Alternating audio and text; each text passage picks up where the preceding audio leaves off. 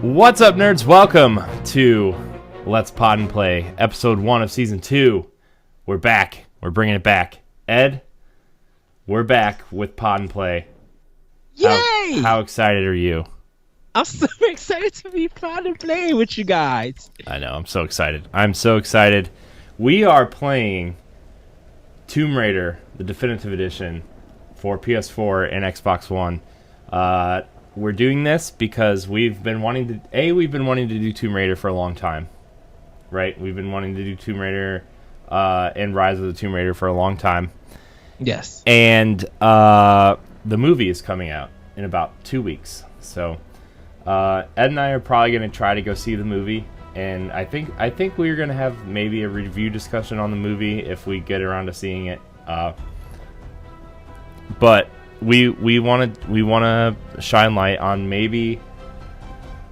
I think everybody agrees that Rise of the Tomb Raider is a fantastic game, but I think people underestimate this game. I think this game is a fantastic kind of almost linear experience with backtracking. I think it's a fantastic game. I think it is. Man, it was the reason I got a PS4, to be honest with you. When they announced this and DMC were coming to next gen consoles at the time, I was like, "Yep, I'm in." So I played the original on Xbox 360. Well, not the original, the reboot on 360. But then I played the original on PS3. Oh, that's loud. I need to. Sorry, my controller is. I need to turn the audio off on my controller speaker off. Thank you. Okay, there. Now we're gonna be able to hear it. So, in-game HUD adjustment. That looks alright, right? That looks fine. That looks alright. Yeah. So this game was surprisingly gruesome at the beginning. So I'm gonna go ahead and start a new game. Ed, are you ready? Yeah. Should I press start? 1, 2, 3. New game. Whoops. Okay. New game. Normal. New game. New empty slot. Normal. This opening cutscene is one of the best cutscenes I think I've ever seen. Like outside of like Halo's cutscenes, like just the way it's animated and the way like just looks really good, dude. Just looks really good. Looks so good. I remember it was very controversial at E3. Why? Because she was falling and getting injured, and a lot of people thought it was just too much. Like violence against women and stuff. Yeah. Yeah, I remember that. I think that was the year of the bow. Because it was like Tomb Raider, Crisis 3 had it. There were a bunch of games that had bows that year, and I think like something else big had a bow that year too. What other games had bows that year? There were so many games with bows. Even since then, like Horizon straight up took the bow play from this game, I feel like. Did you see this scene in the trailer for the movie? When she was jumping, it was really bad, I'm not gonna lie to you. The jumping looks like, I don't know, just looked bad. No!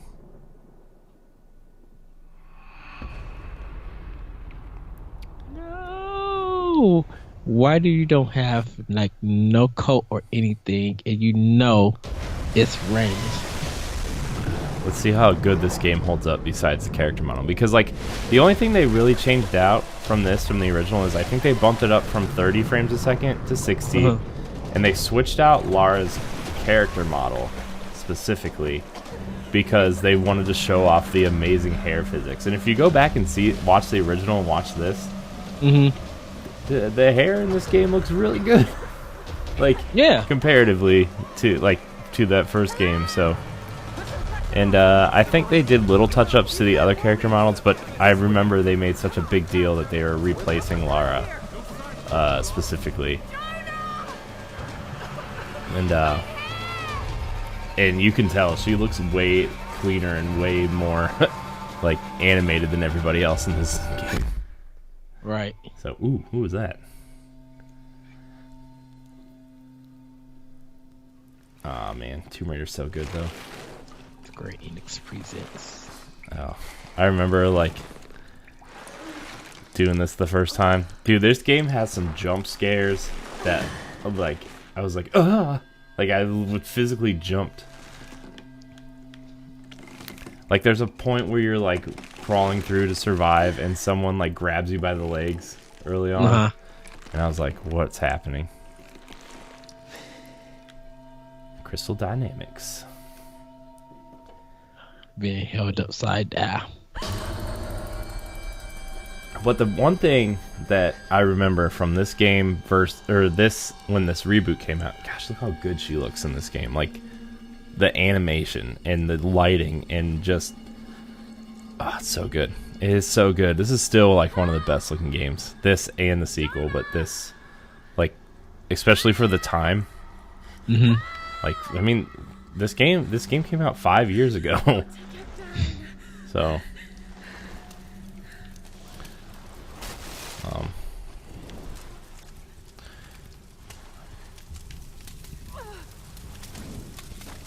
yeah, I forget. Oh, I have to like set myself on fire, don't I? Yeah.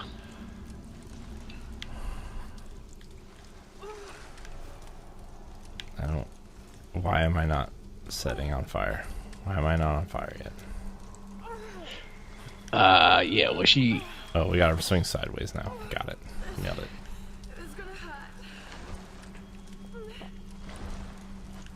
I did it. Oh, and then she falls on this peg. Oh! Ooh. I cringe every time I see that, man. That's why they turned it gray, so you don't really... But then she, like, rips it out. Yeah. Oh, so... Very, very manhuntish. Very gross. You know, we should go back and play, like... Maybe not now, but, like, I don't know, maybe when Shadow of the Tomb Raider comes out. Mm. Like, we go and take a look at, like, Legend and Underworld to see how different these games are from those. Because, like, you know, I remember liking those games when they came out, but I doubt they hold up well at all. Right. Like, cause I think at least Underworld is Legend backwards compatible. I know Underworld is on Xbox. I think so. I mean, if not, I have the disc in the 360, but. Alright.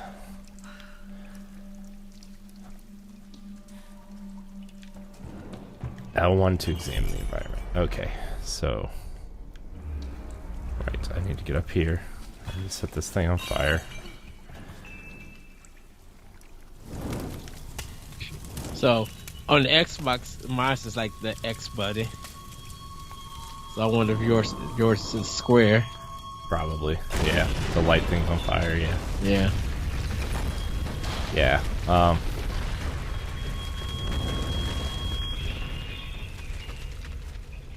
Oh, there's the guy. There's the guy.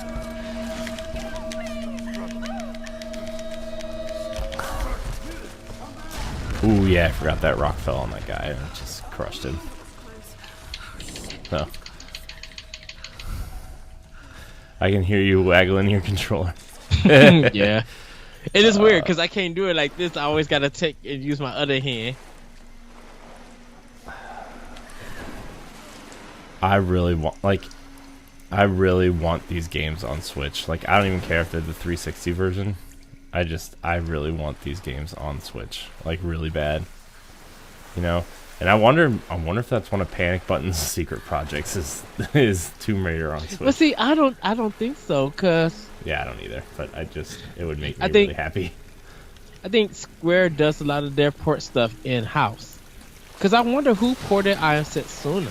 for Switch. I think that studio did it internally, honestly. I think they did it internally. I think they knew Switch was coming, and I think Square does enough projects to, especially because, like, I mean, a lot of their studios are, like, do their own ports and stuff. So, I mean, I think if it was something like Final Fantasy 15, they'd get an outside studio to do it. But smaller projects like that, I'm pretty sure they would just be like,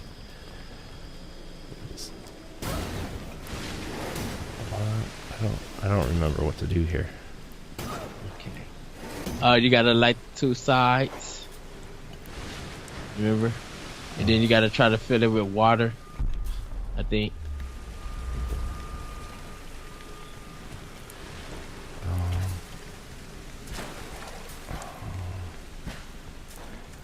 Man, I'm dumb. I don't... Oh, there we go.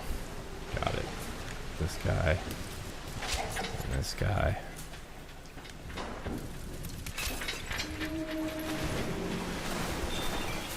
And then...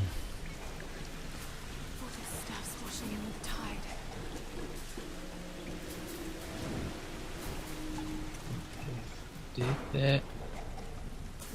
I gotta push these.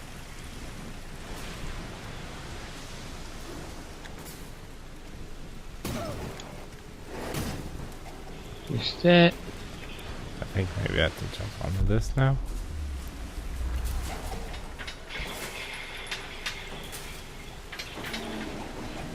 Alright, okay. And then... No, that's there. You might be farther than me, because I'm really bad at games. As seen on last couple videos. I don't really know when this is going up yet. I want to say that I want to put Pod and Plays up. I don't know. I wanted to say Thursdays, but I want to do a retro game show on Thursdays, so maybe Saturdays we'll put up Pod and Play. I don't know. We'll talk about it after this, but before we start talking about everything else. Yeah. Well, I mean, we've pretty much got everything settled. I still need to talk to Larry about Minus World and what he wants to do with that. But other than that, like, everything is pretty scheduled already. You know, all of our podcasts. Dang it. I still don't really know what I'm doing. I died. Crap. There's a light this way. I guess I should go this way, huh? Did you solve the puzzle? Yeah. I just don't know where to go after that. Edward, I don't know if you know this or not, but I'm very bad at games. No, you're good at games. I'm just really bad at solving puzzles. Oh, this is one of those jump at the end of the things. Oh, boy. Oh, I think I found the way.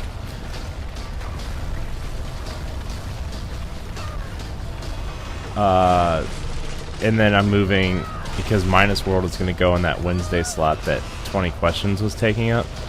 So I think I'm going to put 20 questions on Saturday. Saturdays at like... Oh, ooh, I died. Oh, that rocket just crushed my head. Yeah, I died the same way too. It was too late for me to hit the button. Yeah, I pressed square instead of triangle. I pressed X. Better be triangle this time, game, or I'm gonna punch you. Oh no, I pressed it! Okay, I made it out. I'm very bad at games. Sorry, guys. This is great. This is great, gaming.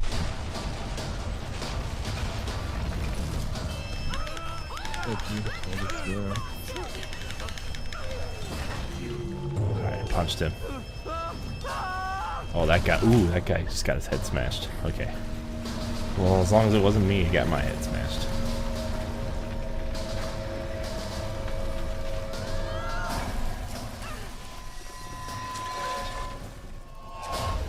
This game is so good. Oh, I hate the R2 L2 crawl up the hill.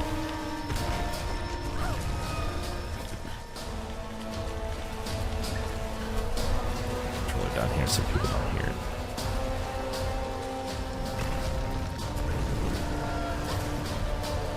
Almost almost there.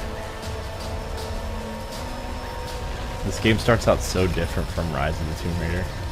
Yeah, with all the snow caps and everything. Yeah.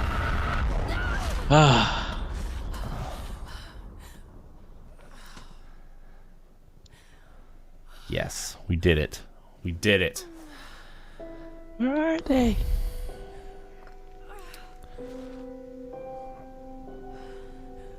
Ooh, there's a plane. How long was this game? Do you remember how long this game was? 12 hours. 12 hours. 12 to 15. That's if you're solving like with the tunes and everything. Right. And trying to, and like it could be a 20-hour game if you're trying to 100% it. Right. Like, but for the main part, if you're good and you don't die a lot, it's about 10 to 12 hours.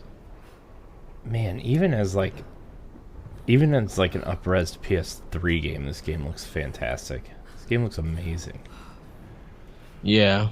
Like it literally looks beautiful, like in motion. The environment looks great too. Like, oh, no. I guess I'm not supposed to jump on the plane over there. Whoops. Did you fall? Yeah, well, I jumped on the plane. I tried to jump on the plane. Oh, there's a ramp. There's literally a ramp this way. Whoops. Good job, guys. I told you, Ed, I'm not good at games. Gosh. I love how vibrant the colors are. Even though it's like kind of dark and dingy. Like it, I like the color palette they use. Yeah. There's something about like the water effects on here is like really good. Like separated from Nintendo's water effects. Like the water in this game is just like, it's that Unreal water, man. Yeah.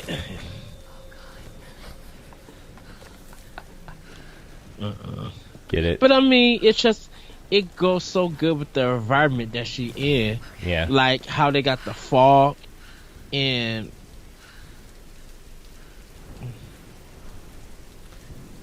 yeah, this game is it's a masterpiece. So anyways, we've been talking about Let's Pod and Play coming back for a while. Ed, let's talk about what we kind of want to do with this. What do you want to do with season 2? Because season 1 was kind of like a test run, right? I think we want to do like, we don't want a new show. I mean, we want a new show every week, but we don't want to do like 52 shows a year, right? I mean, I think we want to do like 2 seasons a year that are like 12 to 15 episodes. You know, and obviously like we won't have an episode during E3. Oh boy. I don't think I was supposed to jump off that ledge. Nope. But what do you want to accomplish with season 2? I think touching on of course touching on different games and, you know, kind of reflecting on how, you know, when we played them, like if we beat them before, but then also try new games and new genres we never tried. You know, maybe it might be some games that we have in our backlog that we just haven't touched, we installed but haven't played. Of course, we'll probably touch on if that game was controversial when it came out, or probably what we hope what a sequel would look like if it ever got announced or something. Like a game that didn't get no sequel, like Vanquish, for example. It didn't get no sequel, but let's say it was coming to Switch for and after we saw Nintendo Direct, and you know, we're playing Vanquish and just having fun in it. Kind of want to just like really dive into some games and even touch on topics that sometimes might not even deal with the game itself, but we might be playing, look around, cutscene that we see like 5,000 times might be on, and we might click on the website and see like a new announcement. We could be talking about that. So I think we're just gonna be playing a lot of different games. And we might actually do a pilot play where me and Corey are literally playing 2 different games. But yeah, that's what I hope for. We did say 13 episodes for a season. Yeah. Or did you want to do more? I was thinking like somewhere between 12 and 15, depending on like, because like if we do like 15 episodes, that's going to go into E3, right? And we don't want to put episodes up during E3 because we're going to be doing a bunch of E3 stuff, right? So, right. And like, you know, we're going to record episodes in advance, like, you know, maybe we might shoot like 3 or 4 episodes in a week and just schedule them out so we have time to do other projects, right? So I mean, it all depends on like what events are happening. Like the week I go to PAX, you know, we're gonna be doing PAX stuff, you know, stuff like that. So we'll see. I mean, like 12 to 15 episodes a season, and like they'll run through June, and then we'll start a new season in August or September for the big fall games. You know, stuff like that. And then like the other thing too is like we have other shows we want to do too, like co-op, like our co-op show Squad Goals that, you know, you, me, and Jesse want to do for Halo and Gears and Sea of Thieves, definitely, like Crackdown. You know, big multiplayer kind of co-op experiences. Maybe The Division or Rainbow Six is something that we've wanted to do too, and we just haven't had the time. Right. So like we're gonna try to record multiple episodes of that coming up soon too. So and it all depends on our schedules because, you know, we have changing situations recently, and yeah. So I mean, we want to at least get those 2 shows off the ground, and they won't run at the same time, probably. I mean, they might, like, a couple of... I don't know. We're still in the planning phases, but we do want to do... Like, we want to do a bunch of Sea of Thieves stuff. Yes. And that might kick off Squad Goals. Sea of Thieves, like, 5 or 6 episodes of Sea of Thieves. Or maybe we'll just stream it and then cut it up into episodes, you know? So... Mm-hmm. There's a bunch of different things, but this show in particular, 12 to 15 episodes, 2 seasons a year. That way we aren't always like struggling to get an episode out.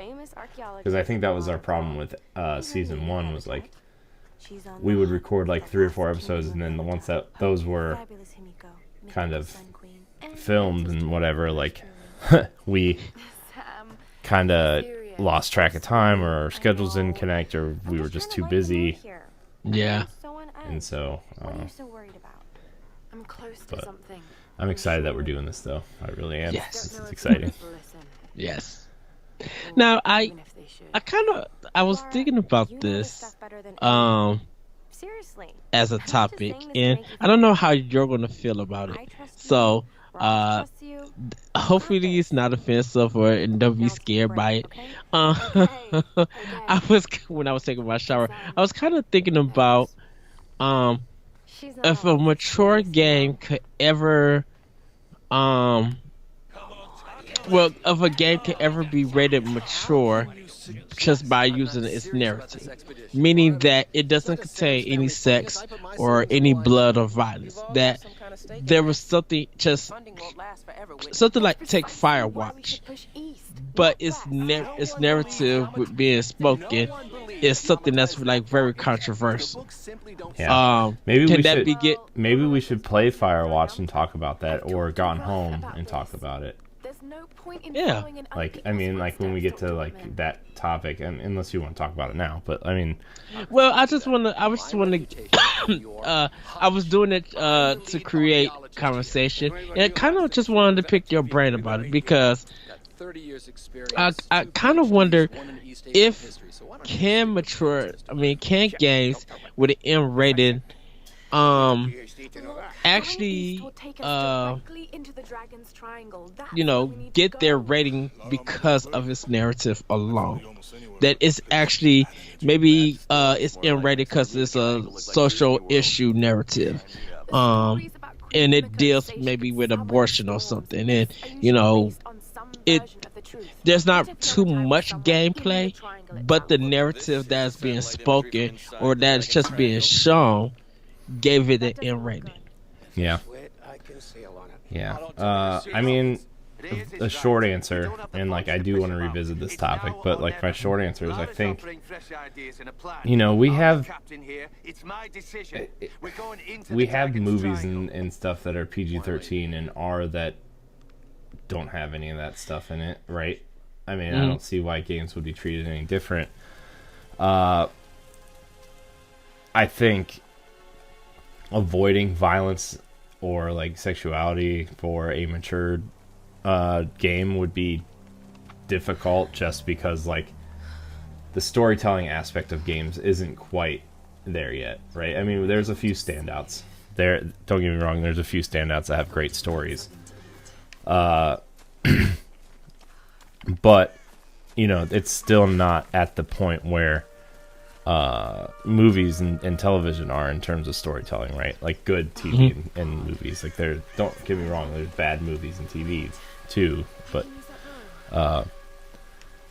like I feel like it's gonna have to break the mold to do that, and I would love to see games do that at some point. Have like a really, really good narrative game. And I think it's not going to be a game like Tomb Raider. I think it's going to be a game like a Gone Home or a Telltale game or one of those types of games. So that do that first, and maybe it already exists and we just don't know about it. There's that too. There's so many indie games out there that are released every day that we just don't know about. There's something like there's an average of like 40 new Steam games a day. Yes. And we don't know what those are because they're not heavily promoted, or maybe they're just not good, or there's a plethora of reasons why we don't know about them. But I think it's going to take someone with a good pedigree in storytelling, maybe not even necessarily someone who works in games, but someone who does tell good stories and wants to get into games, that's going to break that. But I mean, I think it's possible. You gotta have interesting characters and a interesting narrative, and it's got to be a subject that people are uncomfortable with. I think that would push the mold too. Well, do you think something like Mafia 3, I should say, that would...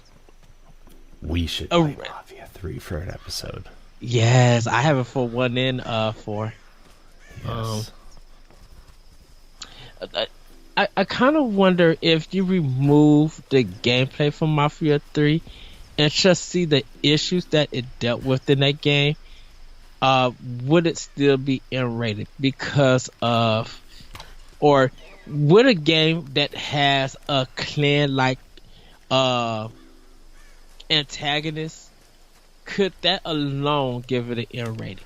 Like, we know Wolfenstein would get an M rating because it deals with Nazis or some form of that. But if you're not shooting them or anything, could that give an M rating because of the enemies that's in there? And somehow, it's kind of weird because these walking sims, as they're called, they're all based on narrative, and you don't really like die in them, in a sense. Yeah. It would be interesting. I think, you know, something like you said, Mafia. I think if you were to tell a story in that time period and around those types of stories, like that would be a good start. That would be an interesting way to go about it. But inevitably, if you're talking about race or some sort of diversity or equality, there's intrinsically violence tied to that. You know, it almost always. You know, on NGR this week, and Matt and I, we should have had you on about it, but we were talking about Black Panther and how it seems to be taking over the world, and like how everybody that goes to see that movie is like, you know, they're praising the movie, right? Sorry, I'm trying to play and think and talk at the same time, and it's not working. Yeah. Trust me, I'm looking at the TV screen while talking, but so I understand. We were talking about like now we haven't seen it as of this recording. But I haven't either. But we were talking about like, you know, we kind of look at it as just like, is this just another Marvel movie, right? But would we feel different if we were black or a woman, or, you know, something other than a straight white guy, right? And because we honestly, we are looking at the movie and we are like, I don't know, it just kind of looks like another Marvel movie that doesn't take place in America, right? It just and it just doesn't it didn't look any more different to us than like Captain America, but you know, we had somebody watching on YouTube, and Deshaun Malone, he's a listener of ours as well, and on Pal Block and Arsenal X, and he was talking about how, you know, he saw Black Panther in the chat, and how, you know, he understands why people are like praising it, and how being a black man, how some people are perceiving the movie, and he thinks that like it's celebrating the wrong aspects of humanity, where like, you know, things like this, he said things like that are why maybe he thinks there's still racism and inequality, is because like, as much as he said he's proud of being a black man, and he's proud of like where he comes from and stuff, but he said that, you know, there's a way to go about it without like shoving it down people's faces. And he said that sometimes he feels like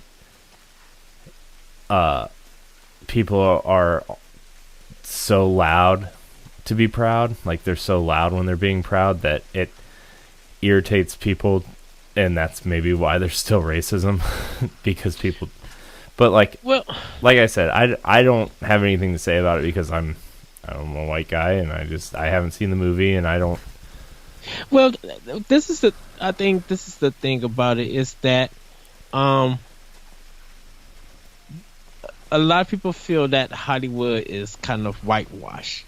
Right. You know, there's just so many white actors, and when it comes to movies getting nominated for an Oscar or anything, it's mostly movies that's catered to the white audience. I mean, it's catered to everybody, anybody who wants to see it, but there's so many white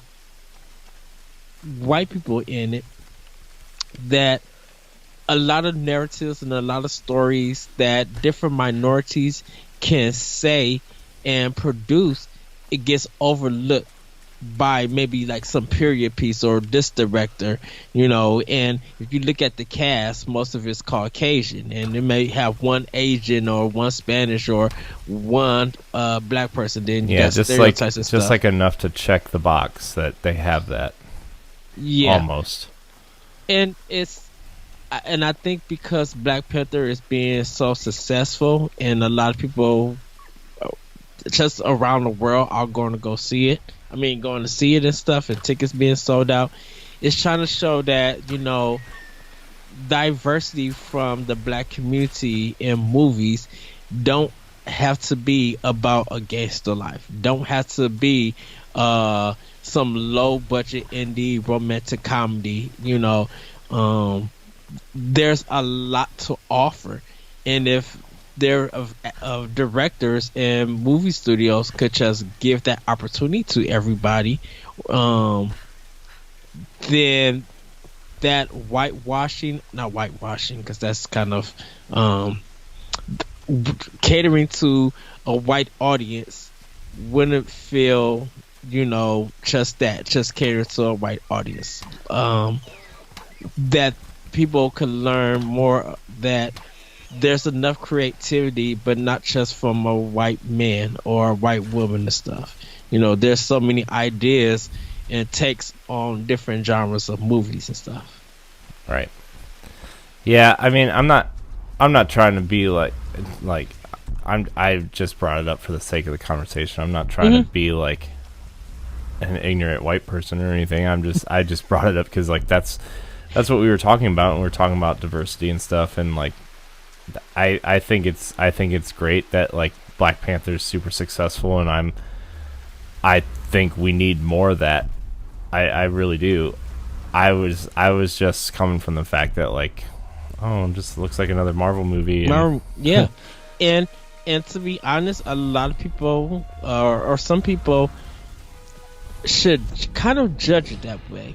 If you have a criteria on how you look at movies and you form an opinion about it, you should have that fair opinion about Black Panther and stuff. If you like it or you didn't like it, you should be able to give reasons why, not because there's just a black cast and it made all this money. It's more to that. Like if that's all you happy about, there's a lot about film that you're missing.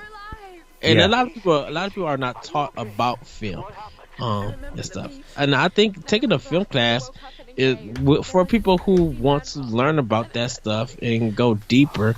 A film class in college is a good thing to take. Yeah, and I think like I don't really know how else really to say this, but like maybe the best compliment for like a movie that has an all-black cast is to say it's just as good or as better than like a quote white movie, because like that means like equality is getting closer and closer to being a thing, which I mean, in my opinion, it should already be a thing. I don't really care, like, I don't care what ethnicity you are and what sexual orientation you are, or what gender you are, or what, if you're gonna change who you are because it makes you feel more comfortable being that type of person. I don't that all any of that stuff doesn't bother me. Right. I mean, look, if it bothered me that you were black or anything else, like we wouldn't be sitting here doing this, right? I mean, right. We are friends because we have the same interests and we enjoy having conversations with each other, and like I think our differences give us the ability to have the conversation we're having right now. Right. And it's not necessarily about Tomb Raider, but like but I mean you could apply it to games too, where like we've gotten so many games lately that have female protagonists, black protagonists, or of a different race, like Tomb Raider, Sleeping Dogs, Horizon, Walking Dead. There's been so many that, I mean, we still have the typical white guy, whatever, like Uncharted and God of War is not really he's literally a white guy. But he sounds black. Yeah, he is. The voice actor is a black guy. Okay. I watched the documentary. But I mean, we see changes in like Nintendo where we're getting a proper Metroid this year. We're getting Zelda was a pretty prominent character in Breath of the Wild, even though you didn't really play as her, but like she wasn't just the princess damsel in distress character. Like she Most of the time she is, and you know, there's a lot of games that are changing directions. Like even indie games are making the biggest strides, like Dandara and Celeste and games like that. You know, it's Iconoclast like heavily deals with religion, and you know we don't get stuff like that. Like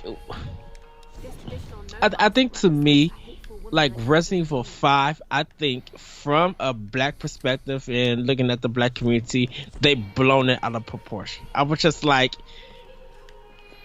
this is too much that you guys are making a fuss about, you know. And I know people just like, well, it's some white dude shooting some black. I'm like, they're infected. They're in Africa, you know. Why is it offensive to the black culture to you? But if you're playing Call of Duty where they're shooting like Russians and everybody else, you want to be the number one gamer in it and looking at your shot and stuff. It's just like you can't say that for one culture is something and then just accept that you are able to do something bad to another culture. Right. Yeah. I mean, sorry, I'm trying to work on the game. I'm trying to open a door here. But yeah, I don't, when it comes to games or movies or any type of media, like my only thing is it entertaining? Is it good? Is it telling a good story? Is it not like and if you're trying to be like, again, Black Panther, for example, if you're trying to tell a quote black story, is it telling a good enough story by getting the like how proud of their nation is and how proud they are to be from where they are and who they are, without being like not over stepping their boundaries isn't the right word, but like being like stereotyped into that too, like, because sometimes you run into that problem where, like, not that this is a good example, but every time I see a Jackie Chan movie, like he's the stereotypical Asian man where he knows like kung fu and karate and everything, and he's always beating up 1,000 white guys at once. Like, even like the only reason why I'm bringing that up is because like I saw a trailer for The Foreigner today, and like Chris Tucker confirmed Rush Hour 4, and I'm like, man, that's just how racial stereotyped is that movie going to be again? You know, not that I don't enjoy the Rush Hour movies. Those movies are fun movies, but I mean, come on, Chris Tucker is like he's like the epitome of stereotyping. Being loud and annoying. Yeah, and I'm just, not that like that's bad, I think it's funny, but like it's just like, I'm glad like Black Panther didn't like do that, because like the difference between Chris Tucker and like Black Panther is Chris Tucker is doing it to be funny, and that like he's doing it on purpose because that's the character, right, in those movies, where like I'm glad Black Panther didn't go over the top where like maybe they're killing white people or enslaving different racial like races and stuff. Like, I'm glad they didn't, you know, I'm glad it was like a good thing, I guess. Can you tell me more? I'm intrigued. Yeah, I think I said it the right way. I hope I didn't try. Anything I just said, I didn't mean to be offensive to anybody. I was just trying to like think out loud. Sorry, I had to shoot a roof. Shooting the wolf. I had to pause the game real quick. There you go. I think that's why I feel her magnificent storm guard. They rode the very winds into battle, laying waste to all who opposed them. Like with me, if the script is good and the dialogue is pleasing, then it won't, like, all of that stuff doesn't matter to me. Like that, you know, of course the acting is going to be the acting, but I went to go see like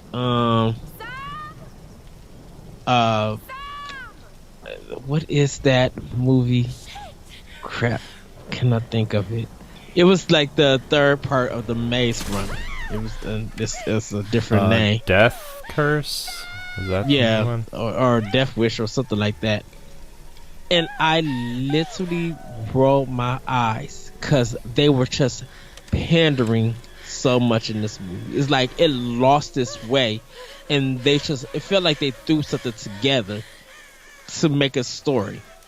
Yeah. Like to just cobble some stuff. And I was just like, okay, if a character is saying to do this to him because he doesn't want to hurt you, and you think that you're going to save him, not knowing how to save him, why would you put that in the movie? It felt like it was 2.5 hours that couldn't have been really done in 90 minutes.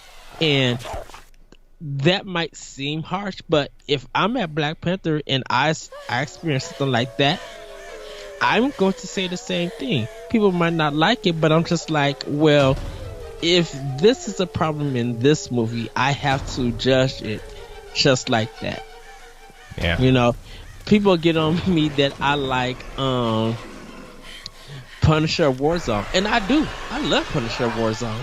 People think that movie is complete garbage, but I'm just like, you have to look at the cinematography, some of the some of the dialogue, the action to that game is fantastic, very creative.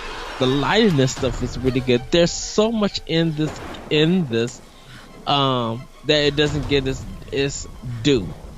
You know, people just think that it's a bad movie. And I, for me personally, I don't think of it that way. So I would judge a movie in that manner. If I have many questions and the dialogue is stupid, I have a right to say that. Yeah. You know. But getting back to the topic of rated narratives, because I know we got off. Yeah, I think we should like look at Gone Home and other stuff like that kind of deals with a narrative, and if it should get that in rating and stuff. Yeah.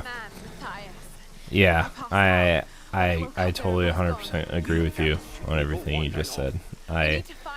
And like there's been like people going back and like retroactively like telling people that movies are bad because of the dialogue they use, and like, you know, look, I try to view movies as like a product of their time. Like Bill and Ted's Excellent Adventure, for example, is one of my favorite movies. It's like one of my favorite movies from when I was little, right? It's dumb, it's stupid, but you try to watch it today, like if people use that kind of language in movies today, the way that they're using it, like they just randomly like yell out the word fag like probably like 20 times during that first movie. And I'm like, this would not fly these days. Like, that was terrible. Like, unless like somebody's trying to like that, words like that are only used in like serious storytelling that's trying to get a point across that this guy is like an awful person, and they're just calling each other that like left and right because they did something stupid. Yeah, and I think a lot of it is like during that time. I'm like, well, this is at that time in movies, this was that creator's idea of a viewpoint. Yeah. And you know, I'm glad that like society has grown from there. Like, don't get me wrong, unfortunately I still have friends that use that word in the wrong way, but I mean, you can't change everyone, you know. All you can do is like tell them, hey, like that's not right, and they'll either change or they won't. And until something happens that changes their mind, it's you know, like I started working with someone at where I work now that was gay, and you know, I admittedly used to say words like that when I was growing up. It was just the times, you know, and he said something to me, and I was like, oh, okay, I'm sorry, I didn't mean it like that. He's like, I know you didn't, but, you know, you're going to get in the wrong situation where, you know, that's going to offend someone. And so, like, you know, it's about growth, I guess, and, you know, I would never, like, use that word like that now. Gosh. Well, Wolves. Wolves. Run away. Oh, no. I'm stuck. I think, are you at the part where you gotta make a savage of the axe? Yeah. Yeah. I just killed 2 wolves. Oh, come on. I put it in your face. But, yeah, I think, you know, as long as, like, the story is interesting enough and tackles some kind of uncomfortable, maybe not uncomfortable is not the wrong word, but like a subject that really makes you like pay attention and think and maybe wonder, you know, and maybe it could be uncomfortable, maybe it's not, you know, it's I'm not trying to like, ooh, secret tomb nearby, let's go in here.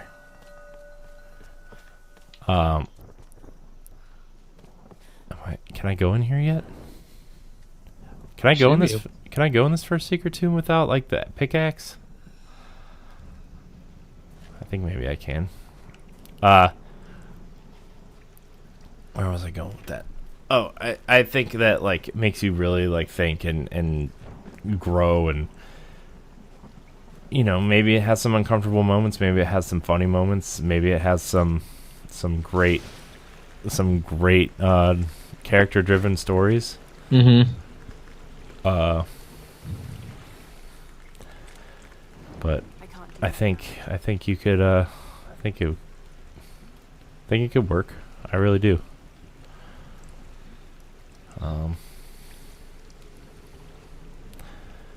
How do I get across? How do I do this?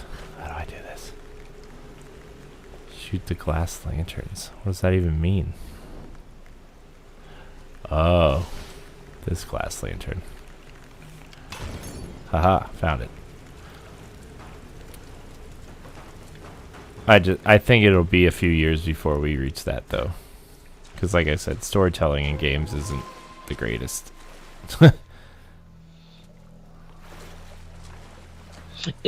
I think storytelling is great when it's memorable, when you can talk about it. Like, you know, like I said, I got to revisit Ryan.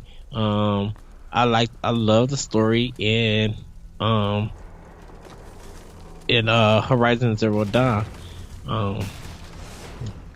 Yeah, but like the story in Horizon isn't really about the game's story. It's about the little moments that, like, what makes that game.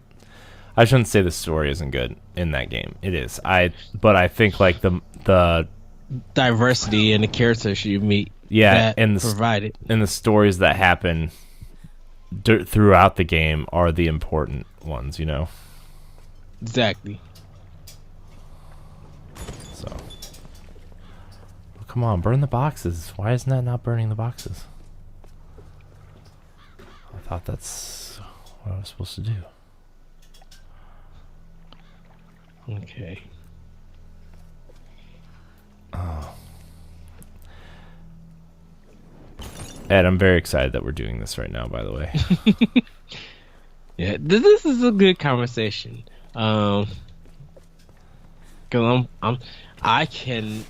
next Wednesday I'm having a really special conversation with one of my I would say my Twitter friends, but it is. I'm having a good conversation because I think he said like he's kind of ready to talk about like gun control. Yeah. And and I didn't like really want to bring it up or anything, but I kind of want to I was just like, this is going to be a really good and interesting conversation. In the fact that you know, of course it's the normal blame video game yeah. You know, did you see what Trump said today about it? Yeah. He tweeted out like maybe there should be rating systems for games. And everybody was just like, there is. Oh my gosh, I was just like, man, dude, I just want to just. Ooh, man, but he is just says some things. But this is the real funny thing. So, and this is the piece that I said that that's gonna go up tomorrow on Nerds Go Rogue Radio, nerdsgorogueradio.com that you guys will be able to read. I'm doing a piece about using their logic, and let's see what would happen if we put their logic, to the test. If what they say, I think that's not the right thing to do. Yeah, let's put their logic to let's say mature video games are to blame, and they should be banned in our rating system and all that other crazy stuff. I kind of was just like, well, the NRA made a video game for PS1. So where does that fit in the conversation? Yeah. Or where does where does that, well, in the future, what if, like, you can't, what if somebody does that and has never played a violent video game in their life? What if they are, like, I don't want to bring like light to like shootings or anything, because it's terrible. Everything that's happened in the last couple weeks is just terrible. It's awful. And like, but what if someone like that only plays Nintendo games? What if they only play Super Mario? Or what if they only play Tetris? Like, what if they only play puzzle games on their phone? Like, it doesn't have anything to do with violence. Like, that's just, I think so many people these days just talk about Call of Duty and Grand Theft Auto, and that's what everybody thinks video games are, and it's not. And exactly. And I've kind of asked people, or kind of want to ask them a question, which is like, okay, so if we're blaming M-rated video games, without bringing, and it's always kids and stuff, what was leading you playing when he got busted for his crime? When there's a senator who gets cheated with their mistress, or the Missouri governor that just got indicted, like, what games were they playing that were M-rated? Because if the logic is if a kid plays an M-rated game, they're a criminal and stuff like this, and they'll shoot every schools up and all of this nonsense. When an adult does the same thing, why is that logic not apply? Right. And should kids, I feel like I think kids should use that logic. What the heck? Oh, I know. I gotta. Sorry, I'm trying to solve this puzzle. Don't worry, I'm trying to fight wolves. There's so many of them. I'm like, when can we use their 15 minutes of fame logic for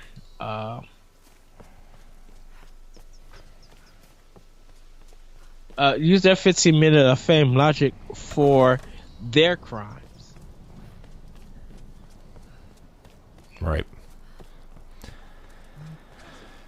It's just, man, like, it's really sad to see, like, I mean, it's there's so many things, like, not to, like, again, not to bring light to any of it, but there was an incident that happened 30 minutes from where I live right now, right? It's 20 minutes from where my parents live. A kid brought a gun to school. This was like last week. And he was supposedly planning something, and he died, right? And it was sad, but now there's all these threats and all these things happening around here that, like, people don't know if they should take it seriously or not, because like you know the kids like kids like at other schools are like joke around about that stuff. It's not funny to think about as adults, but like kids say like, oh, I'm gonna shoot you or do this all the time. Like kids say stuff like that, but now with all this stuff going around, like do they it's I think a lot of teens now, definitely I think after what they show with that CNN town hall, these kids are about to get serious about this stuff. And if these politicians and stuff don't get it right, or don't make a change, trust me, I for some reason I had this weird dream that kids were leaving like at 5 o'clock in the morning to get to the voting booths so they could vote. Because I think a lot of these kids are going to be serious, and a lot of those parents going to be serious. Like mass shootings is no joke. Yeah. Even just mentioning that, oh, I'm gonna shoot a school up, it feels like it's going to be considered as a crime. Like folks are not playing. Yeah. When I told my mom that about this 7th grader and everything, I was just like, that's sad. I'm like, yeah, 12 years old, man. It's sad. It's exactly. And not to be laughing because I know something's happening in the game. I get it. I get it. It's one of those, we in our neighborhood, we were forced to get metal detectors. And of course a lot of us like, well, they're privileged kids, and I'm just like, that doesn't stop anything. After that Columbine shooting, it should have became mandatory that all schools got it. But it didn't happen that way. And there was fear that in the black schools or the minority schools that it was going to be a whole bunch of gang shootings, and we're going to try to make sure that the kids don't come to school. Like, they spent all that money getting the metal detectors, and there hasn't been not one bit of a shooting. After Columbine, something should have had happened, but nothing different. And and after the shooting in Connecticut a couple years ago, Sandy Hook, after Florida, after this, like, and you look at these places, like I told you in the chat, like what happened around here, like there would have been, I told you there's like 7 to 10 schools I would have thought this would have happened before this school. Like these two schools, they're not ghetto schools, they're not quote black schools, they're white, privileged, rich schools. And like, and I don't know the Florida situation, but from what I hear, from what I've heard, it's like it's not like it's not like in the ghetto or in like a bad part of town. It's a primarily white school, and like this place, I know that I've been in this school hundreds of times that happened around here, because we played them in sports. And from when you're playing this school in sports from 2nd grade all the way through your senior year of high school, like play multiple sports against this team, they're in your same league, like you pretty much know the school like your school, and it's scary. It really is. And it's scary in the fact that these adults, because I want to call them politicians, these adults, they know, they see this, and they say stuff and don't want to do nothing. And so I feel like, okay, so let's just say whatever their reasoning is, and it happens. Okay, so you want adults who are teachers to bring guns to school, but you can't give them enough money for supplies. Okay, you still want people to buy whatever they want to buy and how many they want to buy with least background. So it just feels kind of backwards, and it's one of those, you say it because you think that it'll work, when in reality it doesn't. There's no facts behind it. There's no research. And if people are saying no, what's with the turning a deaf ear? Weapon escape needed. I got a skill that I need to do something. Okay, so this is what we're going to do, everybody. I have a skill point. I was forced the skill point. I'm going to let Corey choose my skill point. Do I do survivor upgrade, or do I do a hunter upgrade? Survivor. Okay, so I got survivor. Okay, so I don't really know what to do from here. okay, so I have survivalist, earn extra rewards when looting animal corpses and food caches. Advanced salvaging, thoroughly search crates and caches to find extra salvage. Or bone collector, carefully looting animal corpses will reward you with extra salvage. Arrow retrieval, resourceful archers can recover arrows from the bodies of enemies. So once again, survivalist, advanced salvaging, bone collector, and arrow retrieval.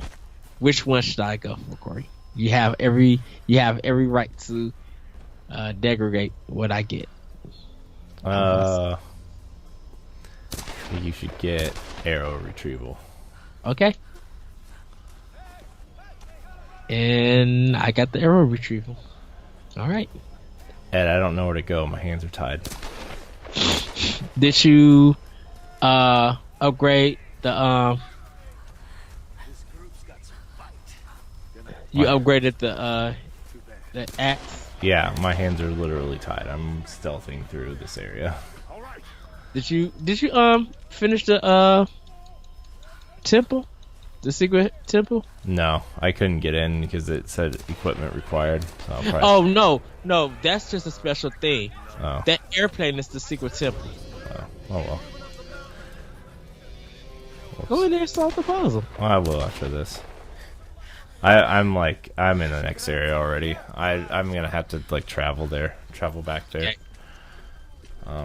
Okay, I think I made it to the point because this is where he busts through the wall and tries to choke me, I think. Chokehold. Yeah, he sees me.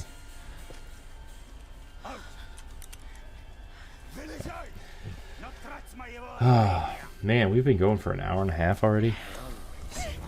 Well, we had for a pre-show. It's true. We did have a pre-show, which is actually the post-show now. Oh, pretty much. He just choked me to death. Whoops. Oh no. I keep forgetting to press triangle. I keep pressing square.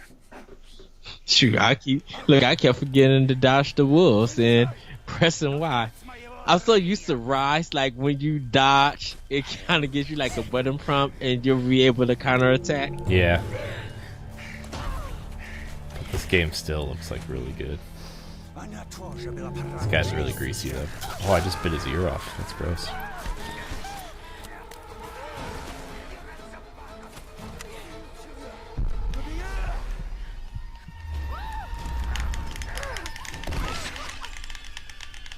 Oh, he shot me. Whoops. I got the gun and then I didn't really know what to do. It doesn't tell you to aim at him or anything. It just expects you to know. And I just keep forgetting. Need him in the nuts.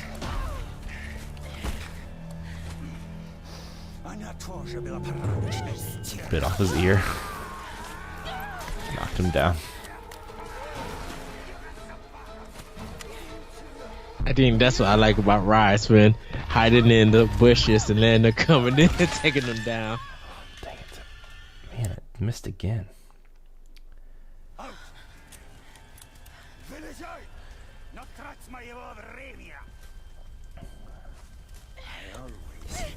I hope people like rewatching what I've been playing. I've played like 3 separate parts 3 different times.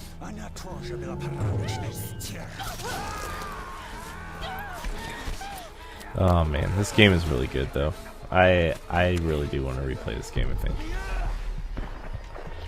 Let's just hit the fact that I'm not getting, because I won't be getting no the trophies or achievement. Ooh, I shot him in the head. I've gotten like 3 trophies already. Oh. I mean, I beat this game on PlayStation. It just gave me some ones because I had a save game on here, I guess. Oh, I started. Yeah, I had a save one, but that one I already beat. So.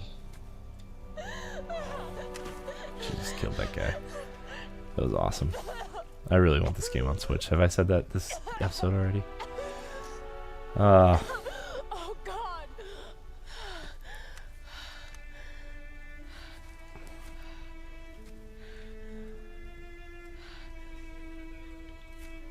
This is awesome. Got my bow. Got a pistol. I'm all bloody. I can't kill him.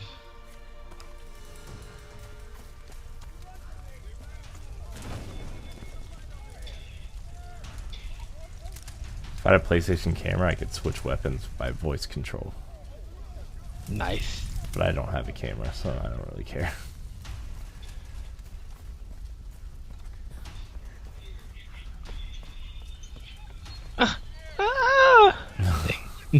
I heard that. That was the first thing I've heard of your game this whole time. Oh wow. Let's see. Oh, I need to get behind these boxes. Oh, maybe not.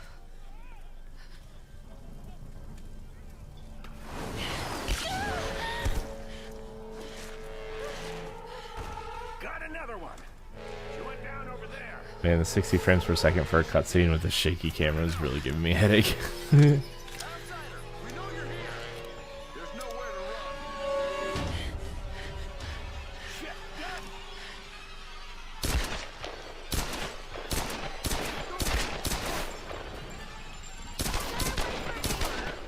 I'm sure I shot you in the head. Keep reloading. Here we go. Uncharted logic again. All right. You see Uncharted logic again. Yeah, you just plaster this guy in the face with bullets and then he's still running at you. Like, come on, man. Press square to loot dead enemies. I did that. Oh. Never mind. I like the fact that she just don't drop down or something.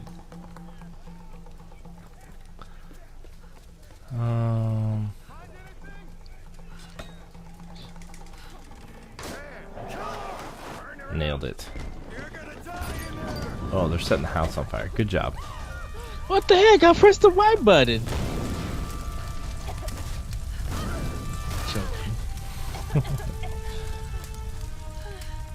Are you at that part too?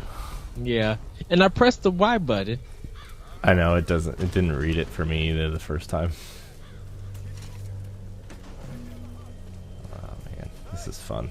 I'm glad we're doing the Let's Pod and Plays. We actually had like a really good discussion. You know? Huh? Oh, sorry. No, I mean just like we had a really good discussion about a lot of things today. It Yeah. made me really happy. Shoot, our Power Block episode, with Smash and everything. I know. We'll return to the Metroid Divers another day. Oh yeah, our expansion pack episode. That's probably up by the time this goes up. Oh, that was such a good discussion.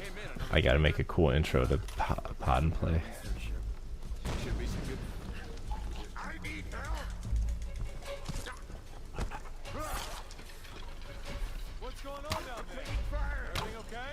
Like how you said, "Oh God," and then she just takes the gun still.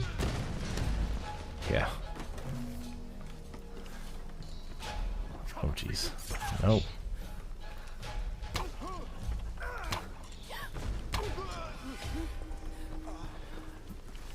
I like refuse to use the gun in this game. The bow is so much better. Exactly. Are you there? Yes. I can see smoke coming from the old road. Where did this ladder come from? Oh God. It's just hanging here. They're killing people. What? Who? Men. I don't know why. I had to kill some of them. I had no choice. That can't have been easy. I wonder was I supposed to loot that dead body for bullets? Got to warn the I others. sure enough didn't get Don't any. worry about them right now. You just do whatever it takes to get to me, Lana. I'll try. Where am I supposed to go from here? Arrows. Salvage. Okay, I'm at a cutscene.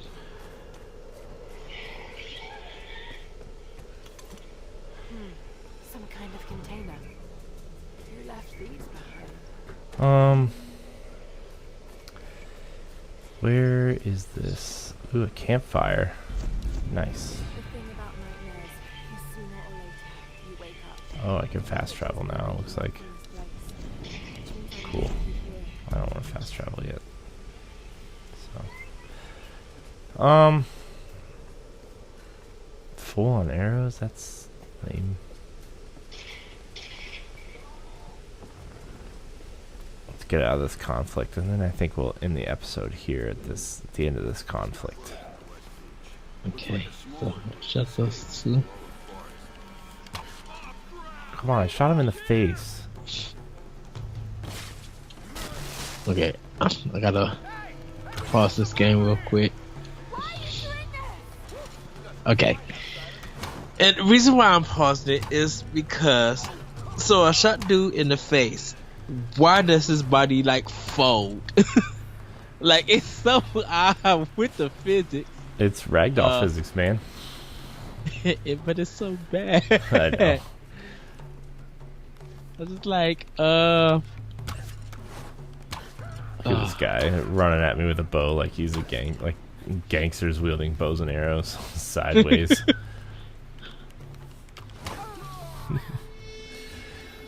Oh man, games are fun.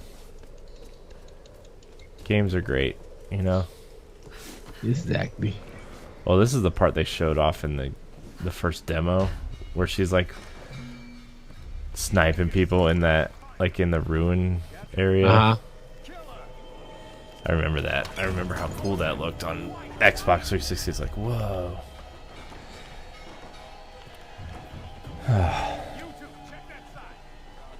What game, Ed, what's the next game we're going to do for Let's Pod and Play? I'm putting you on the spot right here.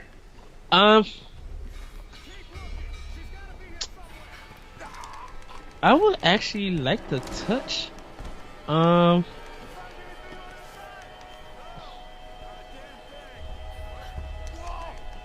looking at Infamous Second Son. Ooh, that's a good one. Cause it's that, or we could do Metro Redo. But Infamous Second Son. I'm looking at Infamous Second Son. Yeah, I mean, we can do both, but yeah. Oh, yeah, because I never got to finish it. I'm into Second Son. I like that. I like it. Because, like, I feel like that game's severely underrated, too. I feel like when it came out, people, like, liked it, but they didn't love it. You know? Yeah.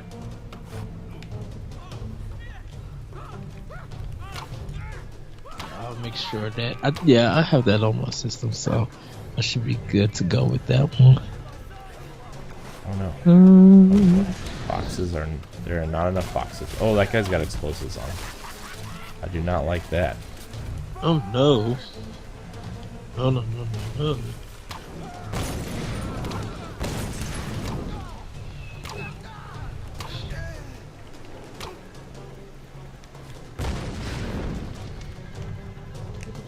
Oh, there we go. Sorry. And that's how you beat that section. That was cool though. I like that section a lot of this game. Okay. Okay. So yeah, I got my bow back, so I killed the dude. I'm gonna have to re-download Infamous. I literally just deleted it like 2 days ago. No, like a week ago to make room for Monster Hunter. Which, by the way, probably delete that and put Infamous back on. I'm sorry, I can't do Monster Hunter. It's not for me. Like the idea is for me, but it's too slow for me. I don't have time for that. You know? I just don't have time for it. I wish I did. Oh, this guy. His leg is all nasty. Thank God you're alive.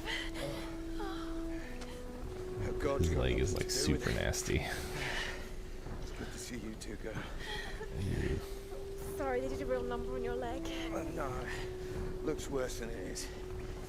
Have you heard from any of the others? Nothing. Wait, what are you doing?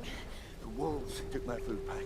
The transmitter from the lab. His bones and like his muscles are showing, and he's trying to walk. It's gross. You need bandages, morphine, antiseptic. Oops. Shit. Exactly. Come here. Come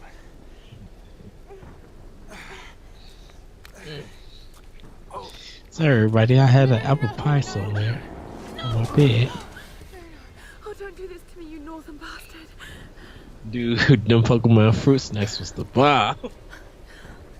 I'm not judging you. Okay.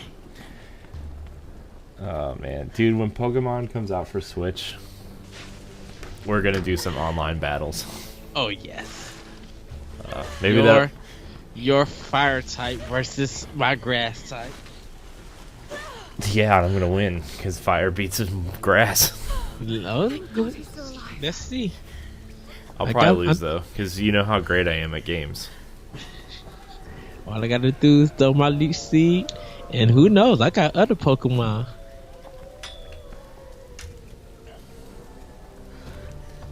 Man, dude, we should have like instead of like NFL games, we should just make like this huge production out of it. have like either like Matt or Larry or someone commentate us battling. That would be so good, dude. I know. Be amazing. Well, I'm out of that conflict, so I'm gonna do this skill point, save, and we're gonna probably wrap the episode up. It's been a. Do I want to do a hunter or a survivor? Oh, let me choose. I get to choose. Do hunter. Okay. We've got ammo capacity or steady shot. Steady shot. New skill mastered. All right. Nailed it. Yeah. Oh, I forgot. No, those are survivor skills. Never mind. Well, this has been our look at Tomb Raider Definitive Edition on PS4 and Xbox One. You can also pick up the original versions on Xbox 360 and PS3, and I'm sure there's a PC version of one of these games out there somewhere. This has been episode 1 of Let's Pod and Play for NGR Radio. I'm trying to figure out when to schedule it. I'm thinking, I don't know. It's probably going to be one of our nighttime shows, so like 5 p.m. Eastern time. Around what day should we put this up on, Ed?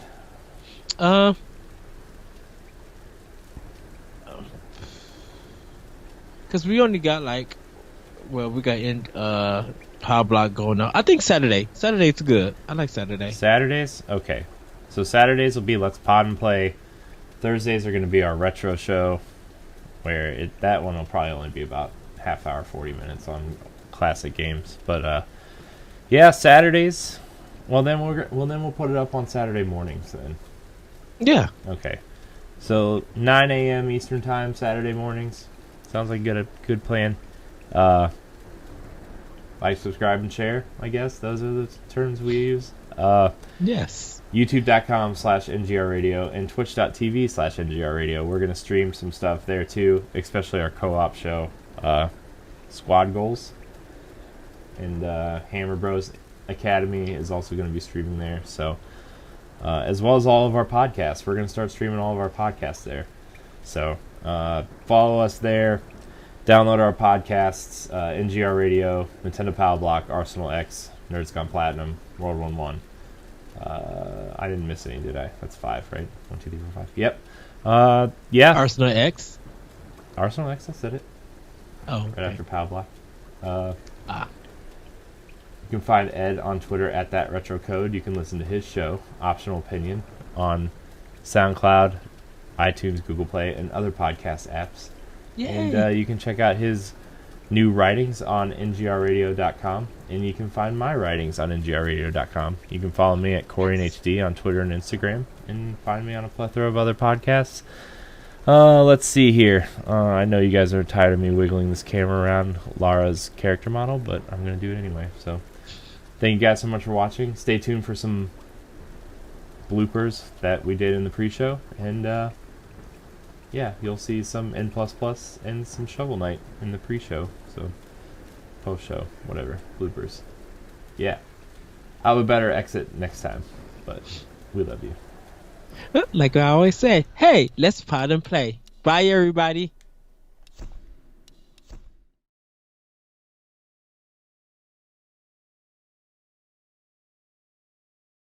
Just kind of pod and play about nothing. We'll go actually, Bob. Oh, man. Ed, I love this game so much. Yes. I remember actually buying this game, Tomb Raider Definitive Edition, like for $19.99 on sale for PS3. Wait. Oh, Wait, PS3? Yeah. The original version. Oh, the first one. Got it. Yeah. Like the real one. Yeah, I don't know where I was when I bought it. I feel like I did this one already.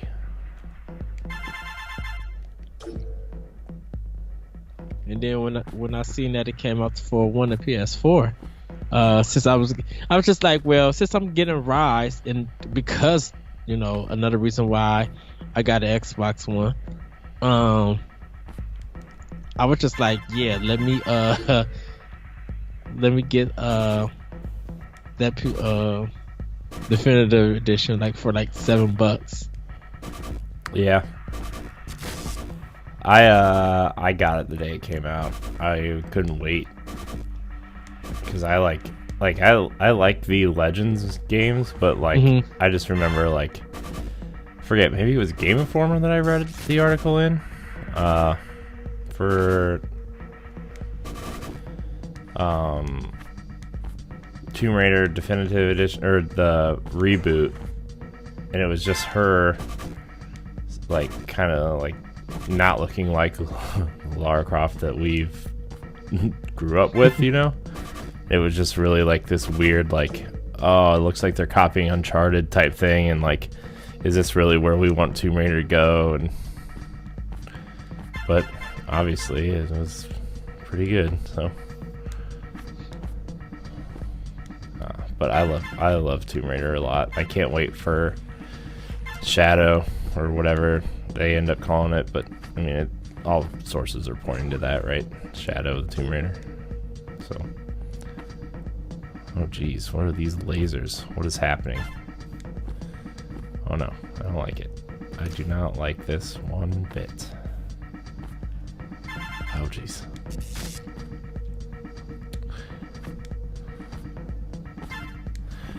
Playing N++ right now, and I'm getting wrecked.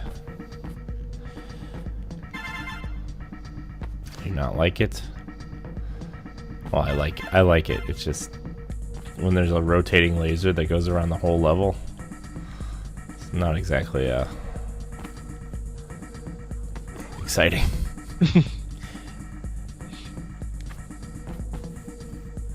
Yeah, I did it. Yes. I'm So almost excited to be playing this game with you. I know, I am too. Are you done yet? Is it done yet? 12 more gigs. Okay. It's doing the update part, cause I remember, cause I beat this game and then I uninstalled it so I could make room.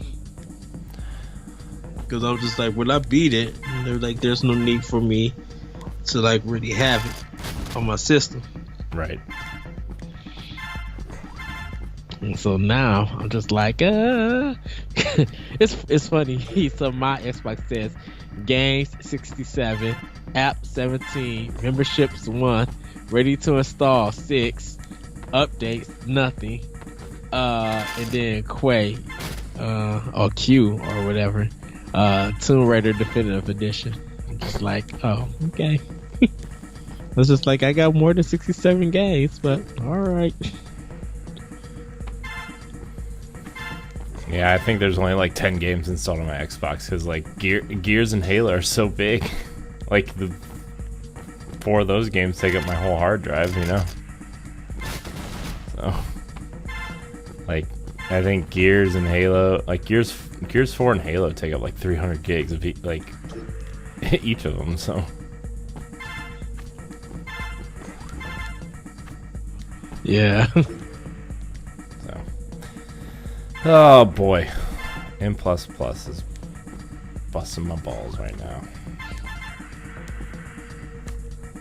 No, I need to get behind the door. Balls to the walls, hard. So I got to. I've completed enough levels though to where I got my ninja thing.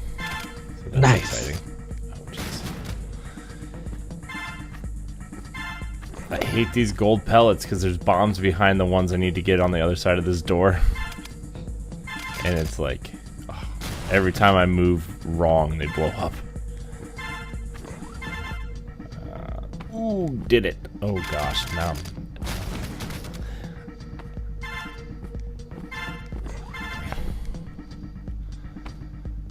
How am I supposed to do this? Am I supposed to like jump over the door?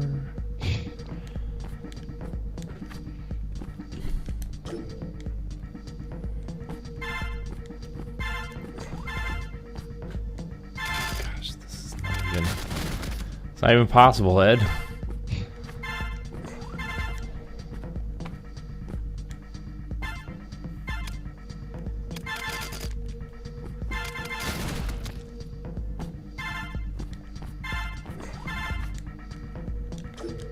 Okay, I think I got it this time.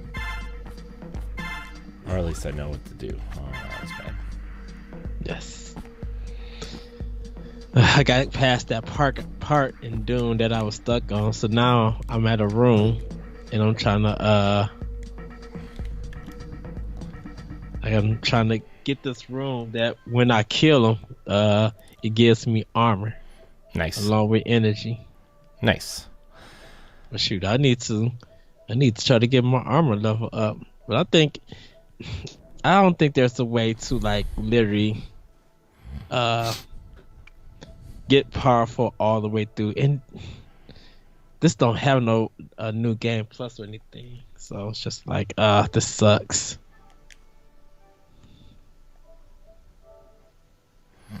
Shovel Knight.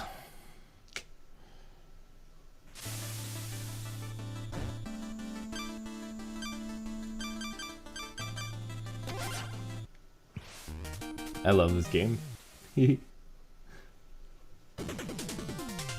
Shovel Knight. 7 more gigs to go. Oops.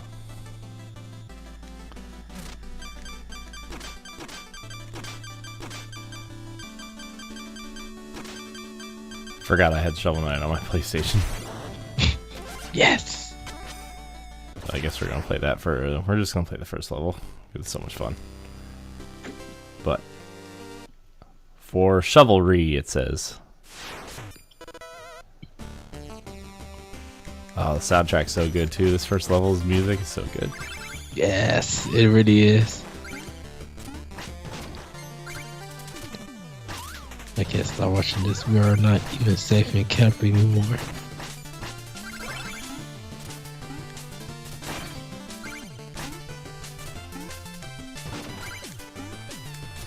Ding, ding, ding, ding, ding, ding, ding, ding, ding.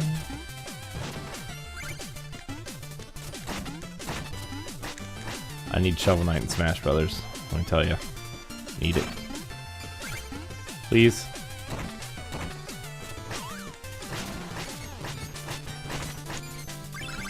Shovel Knight, Sora, and Banjo-Kazooie. Thanks. You know what? Just add every character that's ever appeared in a Nintendo console ever. Be great. Ninja Turtles. Come on, Injustice did it. Why can't Nintendo? Because that's third party versus first party. Shh. But listen. What's more ridiculous?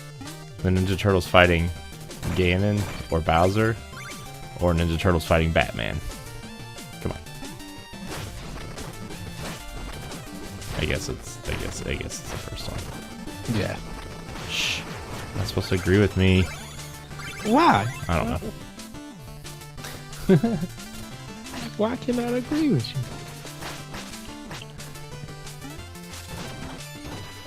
Oh, it's gonna be interesting next week. Go back up. Okay.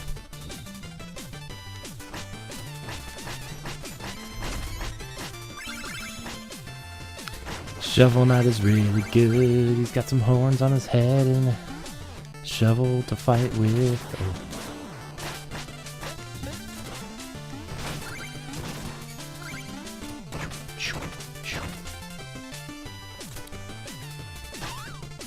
I want the Spider House trilogy too. What? Oh, Jesse. Oh. He's Facebook messaging us, isn't he? Yes. Thought so. Before he goes to work. He would be at work. No. Maybe Jesse should not be lazy and come play games with us. He has to work. That's sure. Work. I quit my job. Look how happy I am. Yeah, because you start new on Monday. Shut up. That's not the point.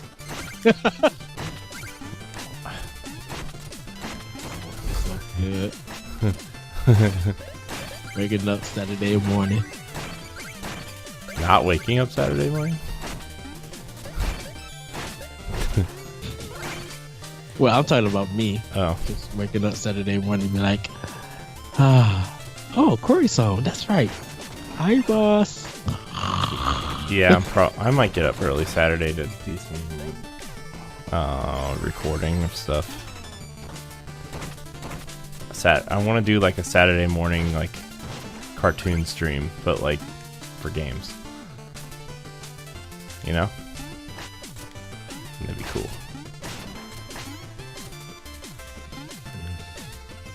Playing Transformers. No, I will not be playing Transformers. Well, Fall of Cybertron's really good. Or yeah, that was the second one, right? Fall. Well, I had Transformers Devastation. Oh, I had that too. Nobody wants that garbage. But it's platinum. It's a good game. That I need to finish. They did Ninja Turtles and Legends of Korra also, and those games are not good. Legend of Korra is before. Devastation was good. Turtles is after. I can forgive them for that. Can we just please get a really good Turtles in Time remake that's not the garbage one Activision did? Yeah, I heard someone played that whole game in 20 minutes with 3 other people. Yeah, me. It was bad. Corey, we are ready to go. Yes. You are? Oh, Yeah. But... Go ahead, finish Shovel Knight, because I haven't... But Shovel Knight. Go ahead, finish. I'm fighting the dragon that shoots bubbles. Okay. What a dumb. I like. What a dumb like boss. What a dumb mid boss. There's not just one, there's two.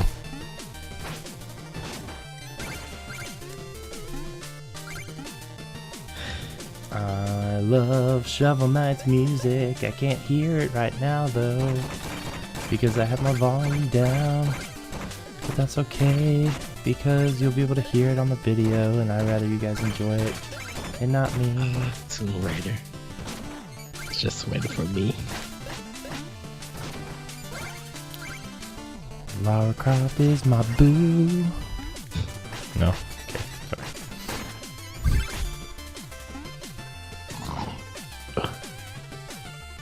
That movie comes out in like 2 weeks. And I'm going to go watch it. I want to, but I don't. I still feel like it's going to be bad. I'm going to go see it. It can't be worse than the Angelina Jolie ones, though. Like, I think it'll be. I think it'll be about as good as those ones. It's going to be popcorn fun. I'm definitely going to watch it, come back, and probably do it. But to be fair, and, everybody said that the Assassin's Creed movie was bad, and I didn't think it was terrible. I still got to watch it. I mean, it wasn't great, but it was good enough to like. Oh, okay. They put a budget behind this. They put some work into this.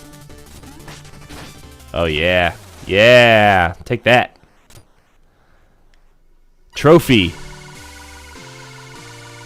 Got him. Got him. Ah. I got it, Ed. I got him. I love the campfire scene. I love every time you beat a level, he goes to the campfire and falls asleep. It's one of my favorite parts. I hear your game, Ed. I hear it. Oh, is it too loud? Do I need to cut it down? Probably. Okay, let me cut it down. Just maybe a little bit. Oh no, I wasn't paying attention. I didn't catch Shield Knight. Whoops. Oh well.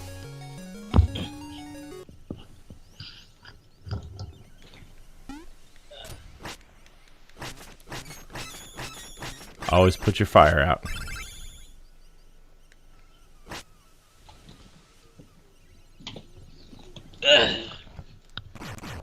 Well, I'm going to save it, and we're going to start some Tomb Raider.